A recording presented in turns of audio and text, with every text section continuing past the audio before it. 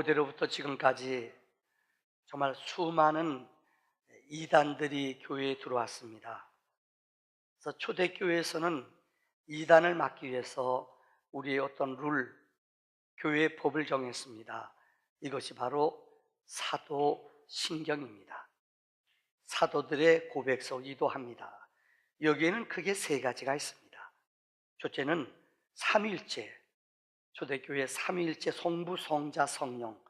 본체는 하나지만은 하나님은 성부 하나님으로, 어느 때는 성자 하나님으로, 성령 하나님으로 우리에게 역사하셨습니다.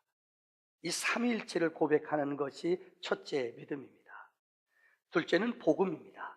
예수에 대한 삶. 예수님은 탄생, 동정녀 처녀의 몸에서 태어났습니다. 예수님은 우리의 죄를 위해서 십자가에 못 박혀 죽으셨습니다.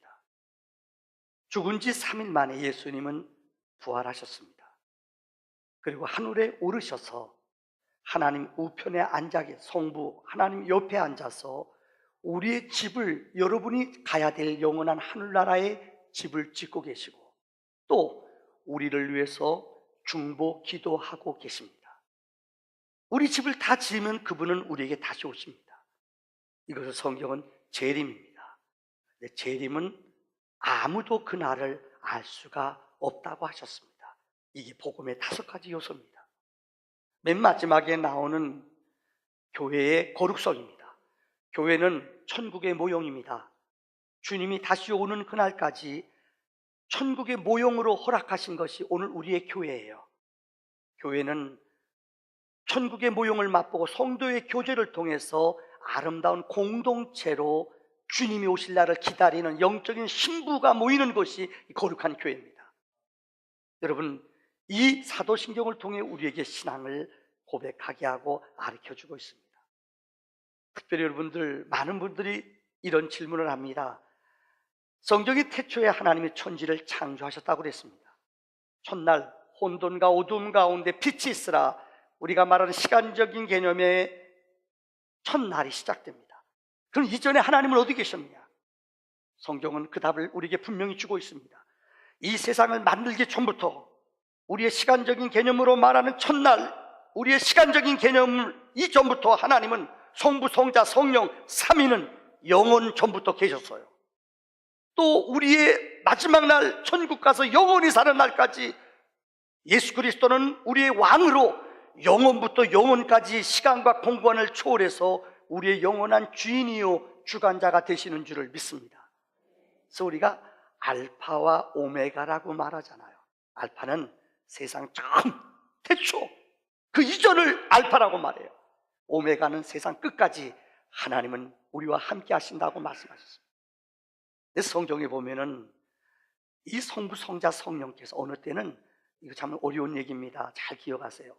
오늘 본문 다니엘서의 말씀을 읽어보면은 오늘 하나님은 우리에게 예수 그리스도께서 오늘 다니엘에게 나타나서 예수께서 다니엘을 만져주시고 성자께서 오늘 다니엘을 어루만졌다고 오늘 본문에 기록되어 있어요.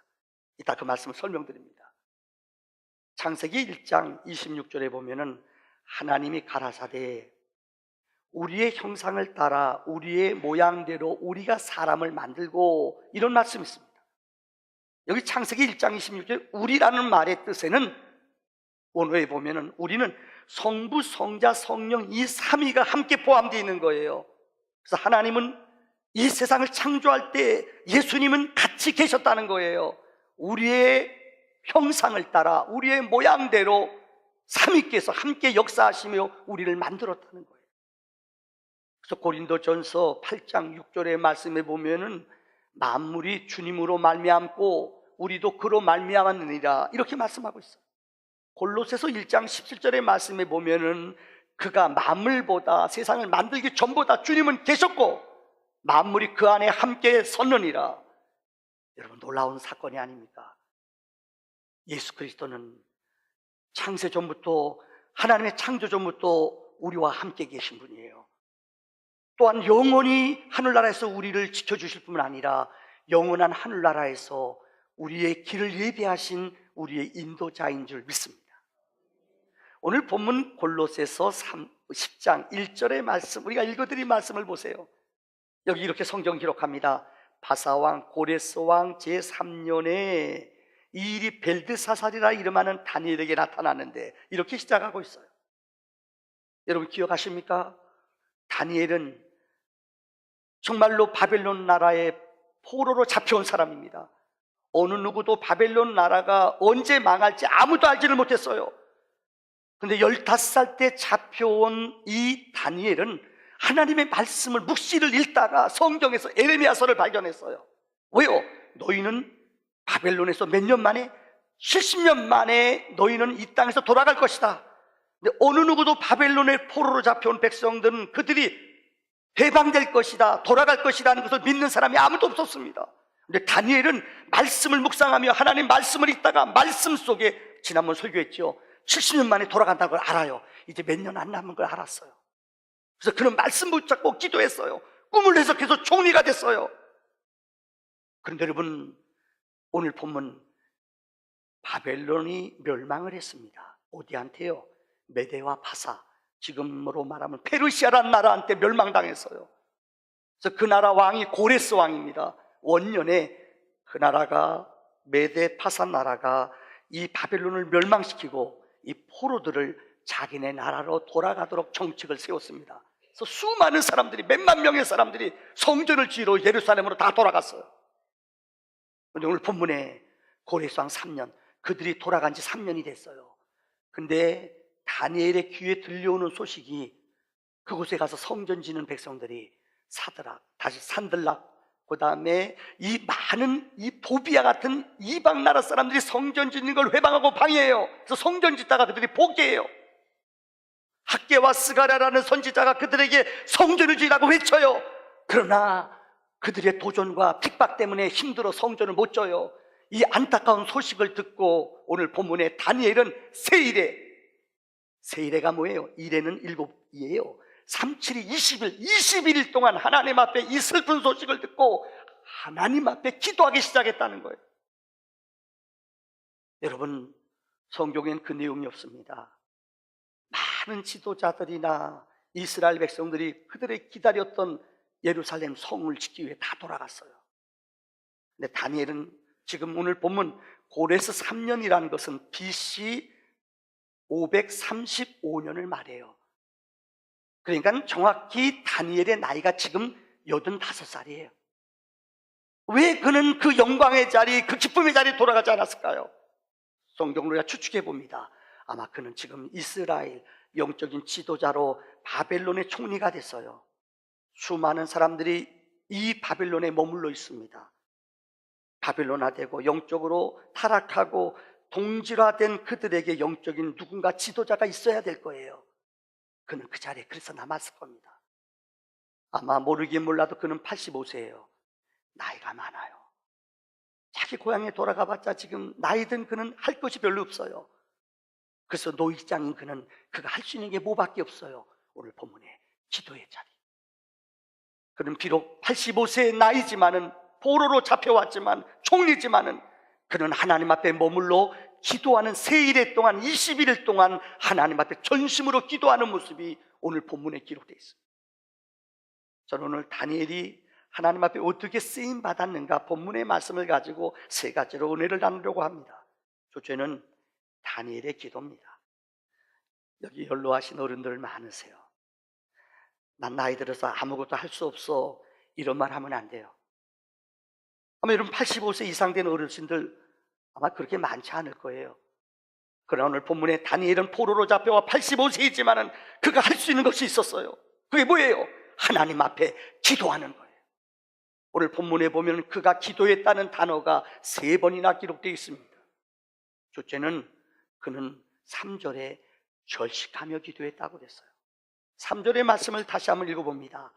새 이래가 차기까지 21일 동안 그는 좋은 떡을 먹지 아니하며 고기와 포도주를 입에 넣지 아니하며 또 기름을 바르지 아니하며 하나님께 기도했다는 거예요. 보통 이스라엘 사람들은 기도하는 방법이 4가지가 있습니다. 첫째는 우리가 보통 먹으면서 기도하는 거예요. 일반적으로 기도하는 거. 이건 우리가 다 아는 얘기예요. 둘째는 금식하며 기도하는 사람이 있어요. 금식이 뭡니까? 어떤 분 보면은 참 재밌어요. 한 달 동안 금식했대요. 와, 한 달 동안 금식했대요. 근데 얼굴이 뽀송뽀송해요. 너무 신기해서 물어봤어요. 어떻게 한 달 동안 금식했어요? 그러니까 그분이 하는 말이 아세요? 오렌지하고 통닭 먹으면서 금식해요. 여러분 그런 사람이 있을 거예요. 금식은 아무 물만 먹는 거예요. 이런 그냥 하얀 물만 먹는 거예요. 그러니까 이분이 금식이라니까는 밥만 안 먹으면 금식인 줄 알아요. 여러분 그런 사람 회개할지어다. 한 달 동안 그냥 나 깜짝 놀랐어요. 얼굴이 그대로 있어요. 어떻게 금식했어요? 그랬더니 밥만 안 먹었대요. 통닭하고 간식은 시켜 먹었대요. 이건 금식이 아니에요. 물만 먹으며 하는 게 금식이에요. 또 하나는 단식이 있어요. 이건 아무것도 안 먹는 거예요. 진짜 물도 안 먹고 곡기를 딱 끊고 사명으로 기도할 때 단식 기도가 있어요. 오늘 본문에 기록된 기도는 이스라엘만 있는 기도예요. 절식 기도라는 게 있어요. 한번 따라할까요? 절식 기도. 부하고 좋은 것은 안 먹어요. 오늘 본문에 보세요. 세일에 차기가 21일 동안 좋은 떡은 누룩 넣거나 맛있는 건 안 먹어요. 쓴 떡, 이런 좋은 떡은 먹지 않고 고기와 포도주, 좋은 음식은 먹지 않아요. 그리고 머리에 기름을 화장도 하지 않아요. 이게 절식으로 하는 거예요. 우리 이런 기도해요. 어떤 중요한 일이 있을 때에 하나님 앞에 음식도 절제하고 먹는 것도 소식하고 뜻과 마음을 정하여 하나님 앞에 집중하는 것, 이게 바로 절식 기도예요. 제가 설교할 때 자주 사용하는 가나안 농물학교라는 데가 있어요. 거기 가면 김용기 장로님이 옛날에 그랬어요.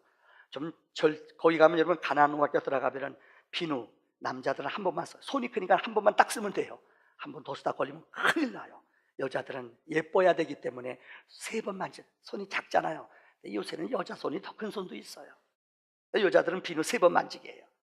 음식도 거기는 점심은 고구마만 먹어요. 새끼 일식 3찬 아주 간소하게 먹어요. 그래서 정신 훈련시키고 영혼의 훈련을 시켜요.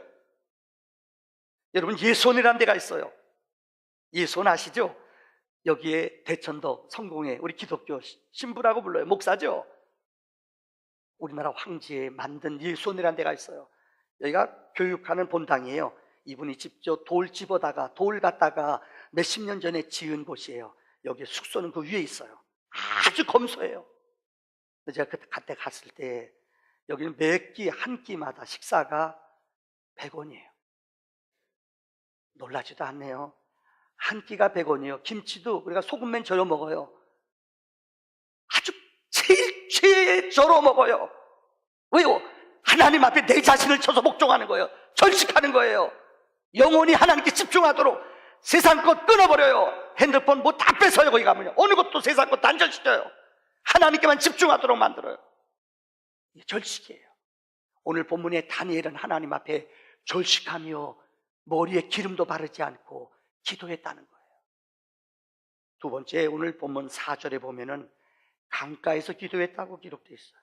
오늘 4절의 말씀을 보세요. 둘째 달 24일에 내가 hit대겔이라 하는 큰 강가에 있었는데, hit대겔은 히브리어예요. 헬라어로는 hit대겔이라는 말이 티그리스 강이에요. 유프라테 티브리스 성경에 기록된 강 아니에요. 그는 강가에 가서 하나님 앞에 기도했다는 거예요. 여러분 상상해 보세요. 다니엘은 그 나라의 총리예요. 2인자예요. 2인자. 기도할 장소 없었겠어요? 자기 방 얼마나 좋은 데가 많아요. 근데 그는 영광된 좋은 자리에서 머무르지 않고 강가로 내려갔다는 거예요.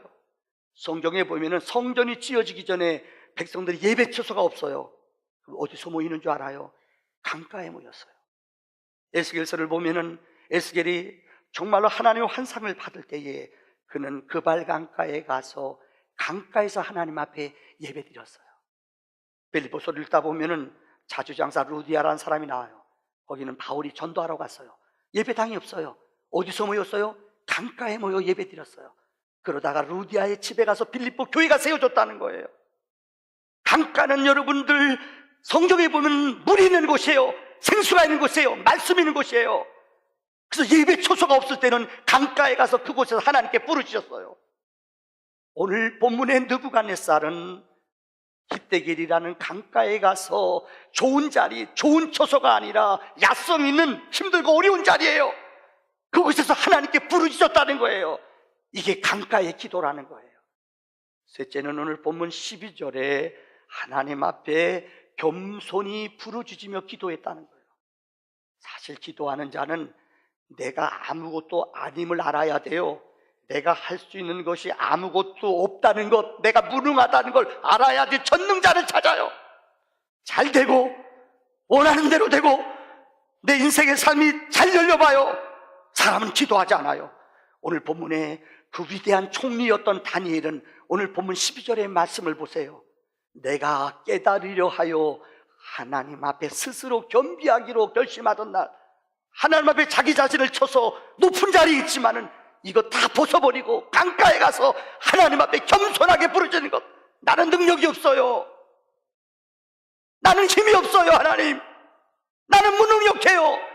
이 부르짖는 소원이 하나님을 향한 겸손의 기도인 줄 믿습니다. 두 번째로, 오늘 그가 이렇게 다니엘 세일의 기도를 했어요. 혹 여러분들, 우리 한국의 교회 가운데 요즘 세일의 기도회라는 게 유명해요. 인터넷 가 쳐보세요. 오른교회라고 있어요. 참 제가 생각해도 신비해요. 올림픽촌, 여러분들 송파구 개척교회 2층에서 문을 열고 시작했는데 지금 한 2만 명 이상 모여요. 이건 하나님의 기적이에요. 그 교회가 부흥한 비결이 무엇이냐? 그 목사님이 그래요. 예배에 갱신이 있었대요. 예배에 변화가 있었대요. 예배 기름 부음이 그게 넘쳐요. 또 하나는 지금까지 지금 10수년 동안 1년에 꼭 가을철에 세일의 기도회를 해요. 그래서 우리 한국의 영적으로 가장 뛰어난 사람, 강사들, 영적으로 제일 능력 있는 사람들을 모셔다 놓고 2시간씩 집회를 해요. 1시간 찬양하고 1시간은 이 말씀을 들어요. 근데 이게 네트워크로 지금 전국 각 교회 똑같이 세일의 교회 동참하는 교회들이 많아요. 저도 지금 기도 중에 있는데 우리 교인들도 아마 저녁 9시에서 11시까지 21일 동안 말씀을 집중하는 거예요. 왜요? 세일의 기도예요. 오늘 다니엘은 민족이 어려워요. 포로에서 돌아간 사람들이 자포자기 하고 성전도 못 짓고 이방 사람들과 싸우는데 힘을 빼고 아무것도 못해요. 다니엘이 할 수 있는 게 아무것도 없어요. 그때 그는 21일 동안 하나님 앞에 강가에 나가 하나님 절식하며 기도했다는 거예요. 그랬더니 하나님이 하늘의 문을 여시고 인자가 오늘 본문 예수님이 구약에 예수님께서 찾아오셔서 그를 만져줬다는 말씀이 3군데 기록되어 있어요. 보세요. 오늘 첫 번째 말씀은 5절과 6절의 말씀이에요. 주님이 그를 한 사람을 만난다고 말씀하고, 이 한 사람이 예수 그리스도예요. 아마 오늘 이 얘기 들으면서 깜짝 놀라. 아니 어떻게 인자가 예수님이 신약, 예수님이 구약에 나타나셨나? 예수님은 창조 하나님과 동행하신 분이에요. 그분이 우리에게 나타나셔요. 오늘 5절 6절의 말씀을 읽습니다. 다 같이 읽읍시다. 시작. 그때 내가 허리에는 우바스 승금을 띠를 띠었더라. 또 그의 몸은 황옥 같고 그의 눈은 횃불 같고 그의 팔과 발은 빛난 녹과 같고. 여러분, 세마포 옷을 입고 금으로 띠를 띠고 얼굴은 보세요, 번갯빛 같고. 이게 여러분, 지난번 한일회를 설교하면서 한일회는 7일이라고 그랬잖아요. 7. 이게 요한계시록이 7년을 푸른 것이라고 그랬잖아요, 여러분들에게요. 요한계시록에 보면 밤무섬에 거의 100세가 되어서 밤무섬에 잡혀온 그는, 요한은 하나님의 환상을 촛대, 7 촛대에 하나님의 거룩한 교회를 다니시는 천사를 봐요. 이분이 주님이에요. 그래서 1장 13절부터 15절에 사도 요한이 주님을 봤다고 그래서, 인자를 봤다고 그래서 이 말씀이 오늘 다니엘이 본 주님과 거의 똑같아요. 이게 성경 요한계시록 1장 13절 15절에 나옵니다. 보세요. 다 같이 시작. 가슴에 금띠를 띠고 그 머리와 털의 희기가 흰 양털 같고 눈 같으며 그의 눈은 불꽃 같고 그의 발은 풀무불에 단련된 빛난 주석 같고 그의 음성은 많은. 이분이 누구라고요? 성경의 인자예요.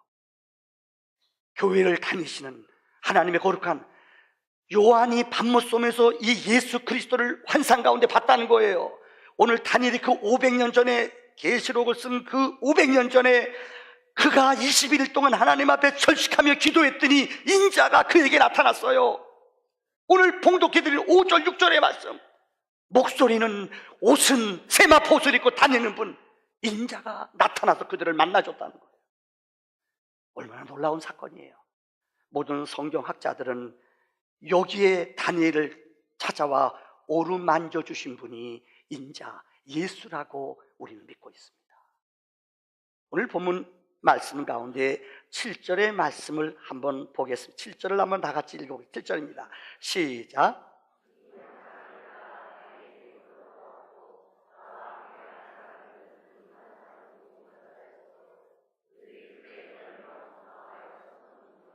다니엘이 세일의 동안을 하나님 앞에 기도했더니, 강가에서 기도했더니 그의 눈이 열려지고 이 신비한 환상이 인자가 보였다는 거예요.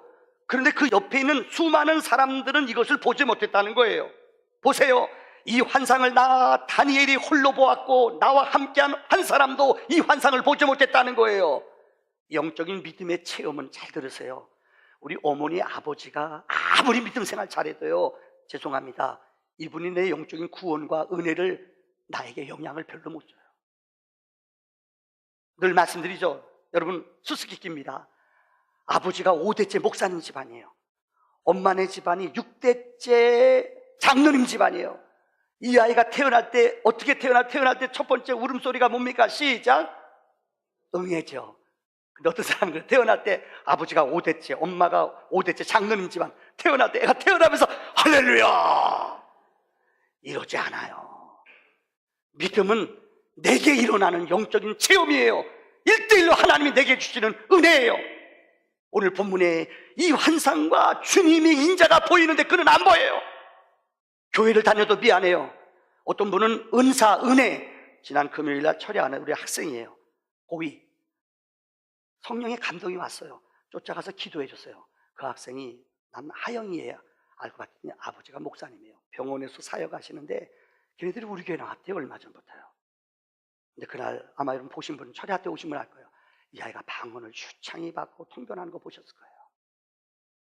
근데 어떤 사람은 이런 체험을 한 번도 해본 적이 없어요. 그러니까 몰라요, 영적인 세계를. 미안합니다. 성경에 주님이 은혜가 임할 때 성경 바벨탑 사건이나 사도행전 2장에 보면은 성령이 임하는 표정 가운데 하나가 은혜가 임했다는 거거든요. 평생 해봤어야지 알죠. 이런 영적인 체험은 미안합니다, 여러분, 이것은 흉내내는 게 아니에요. 내가 받아보고 내가 체험해 봐야 돼요. 여러분들 사도행전 9장에 보면은 사울이 예수 안 믿는 사람이었어요. 예수 믿는 사람이 다메섹에 있다는 소식을 들어요. 그래서 공문서를 가지고 그 잡아 죽이러 쳐들어가요. 기억나죠? 쳐들어가요. 그런데 이게 웬일이에요? 가는데 부활하신 주님이 나타났어요. 말을 타고 가다, 너무나 주님의 능력이 위대해요. 그래서 말 타고 가다 그는 떨어져요. 당신 누구십니까? 나는 내가 핍박하는 예수다. 난 당신 알지 못해요. 내가 언제 당신을 핍박했어요? 주님이 말씀했어요. 믿는 성도들을 핍박하는 것은 나를 핍박하는 것이다. 그래서 주님이 그에게 말씀해요. 너는 앞으로 나 때문에 고난 많이 받을 것이다. 너는 이방인의 사도가 될 것이다. 성경의 9장에 보면은 어느 누구도 이 환상, 이 바울이 만나서 주님과 만나는 이 대면을 아무도 이해하지 못해요. 세상 사람들 미친 사람이에요. 혼자서 중얼중얼거려요. 미친 거 아니에요. 이게 영적인 사건이에요. 여러분, 사도행전 7장 55절 56절의 말씀을 보세요. 최초 기독교 순교자가 있어요. 스데반 집사님이에요.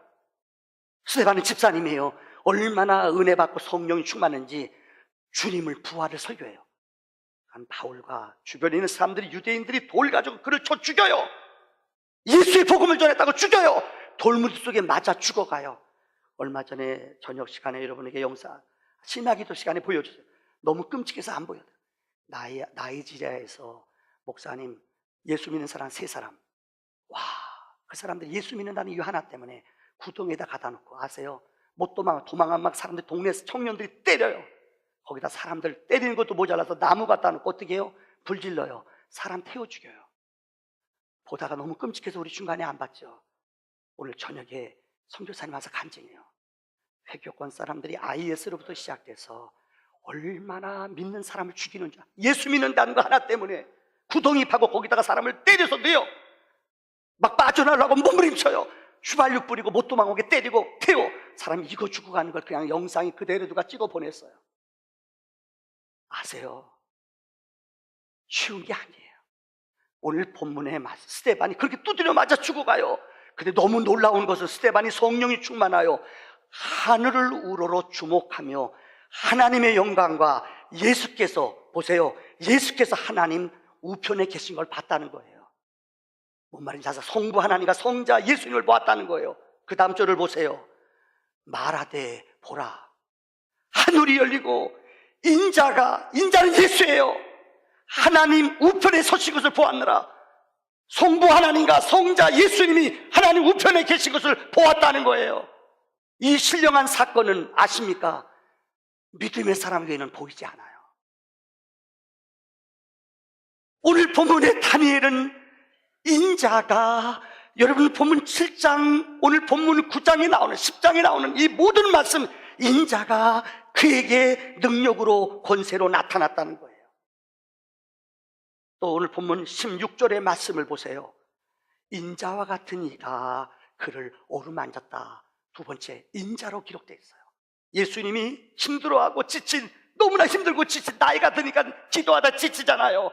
근데 인자가 나타나서 그를 어루만졌다고 성경 기록하고 있어요. 이뿐만이 아닙니다. 18절에 보면은 또 사람의 모양 같은 것 하나가, 이 킹제임스 버전에는 정확히 기록되어 있어요. 사람 같은 모양의 인자가라고 기록되어 있어요.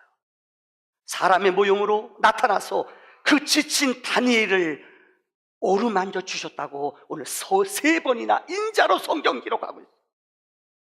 얼마나 놀라운 사건이에요. 마지막 결론입니다. 21일 동안 세일의 금식 기도를 하는 그에게, 절식 기도하는 그에게 주님은 찾아와서 다니엘을 만져주며 3가지의 은혜를 베풀어 주셨습니다. 바로 첫째가 주님의 만져주신 가운데 입술을 만져주셨다고 말해요. 오늘 16절의 말씀을 보세요. 인자 같은 이가 있어 내 입술을 만진지라. 왜 주님이 다니엘에게 찾아와서 입술을 만졌습니까? 성경에 보면 입술은, 개돌리기에서는 종부성사라는 게 있어요.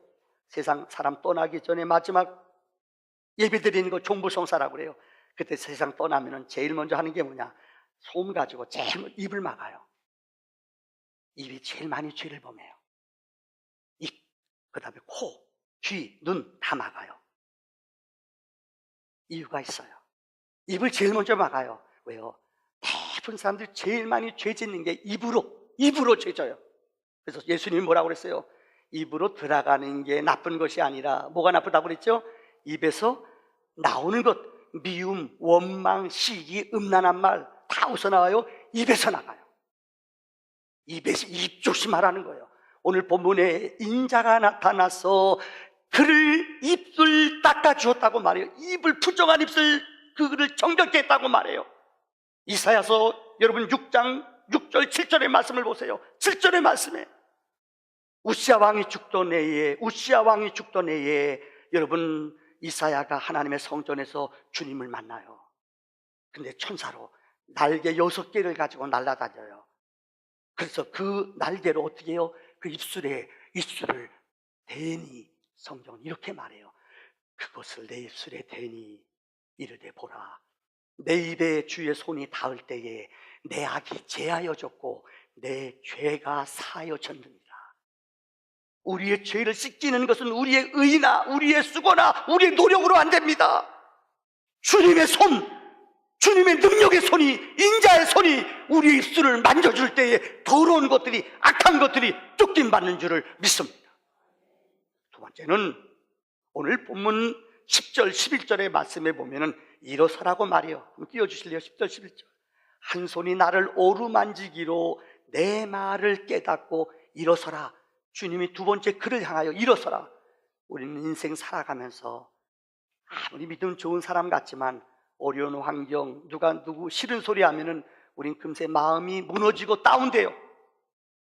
그러나 우리를 늘 일으켜 세우시는 분이 있어요. 우리에게 늘 찾아오셔서 우리를 세우시는 분이 있어요. 누구요? 주님이에요.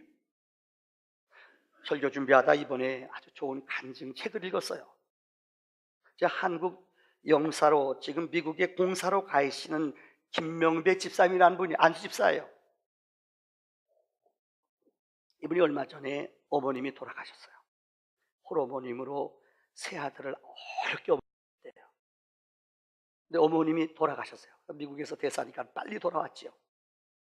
돌아왔는데 장례식 끝난 다음에 이 집안이 싸움이 벌어졌어요. 여러분, 머릿속에 상상, 왜 싸웠을까요? 재산 때문에요? 아니에요. 그러면 설교 안 하죠, 제가요.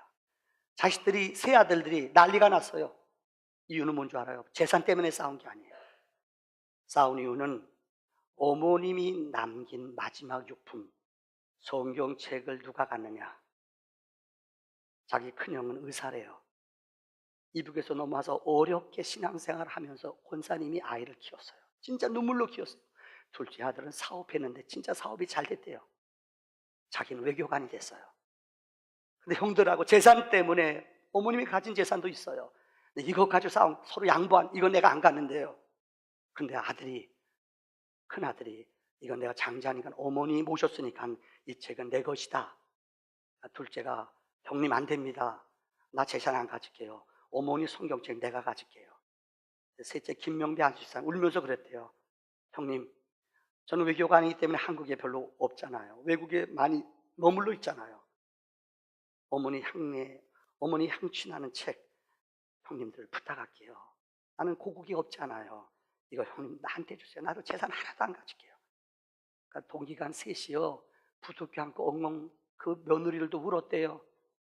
여쭤볼게요. 한 권사님, 그 성경책 누가 가졌을 것 같아요? 영빨이에요, 이거는요. 맞아요. 셋째 아들이 가졌대요. 아들이 쓴 거예요. 여러분, 이것이 그냥 우스갯소리로 그냥 들을 수 있어요. 저는 그걸 일단 은혜 받았어요. 내가 내 자녀에게 이 세상 떠날 때 부모님 재산 가지고 싸우는 게 아니라, 나 우리 어머님이 읽었던 성경책 내가 가질게요. 나 다른 거 안 가질게요. 우리 어머님의 땀내 나는 눈물 흘린 그 책 내가 가질게요. 이 정도의 교육을 시킬 수 있을까요? 이거 쉽지 않아요. 그래서 김용배 집사님이 책 가져가면서 간증을 썼어요. 나는 제일 어머님의 영혼과 기도와 눈물이 담긴 책을 나는 내 자손들한테 물려주리라. 여러분, 이런 가문은 하나님이 세우십니다. 이런 영적인 인생의 우선권을 둔 영적인 하나님의 약속에 눈을 뜬 사람들에게는 하나님이 이런 다니엘에게 주셨던 일으켜 세우는 은혜가 있는 줄을 믿습니다. 마지막 결론이에요. 오늘 본문 18절의 말씀을 보세요. 18절 19절의 말씀에 보면은 사람의 모양 같은 것을 하니가 나를 만지며 다니엘을 만지며 이렇게 말씀했습니다. 두려워 말아라. 평안할지어다. 평안하라. 강건하라. 강건하라. 큰 은총을 받은 다니엘아, 두려워하지 말라. 인자가 나타나 말씀하라. 두려워 말라. 평안하라. 강건하라. 내가 내 힘을 너에게 주리라. 여러분, 하나님이 만져주시면 우리는 힘이 생겨요. 하나님이 만져주시면 우리에게 능력이 나타나요. 하나님이 만져주시면 어떤 것도 가능해요. 왜요? 그분은 전능자예요. 영원히 우리와 함께 하시는 분이에요. 그분의 능력이, 그분의 권세가 우리 영혼 속에 넘쳐나기를 주의 이름으로 축원합니다. 기도합시다.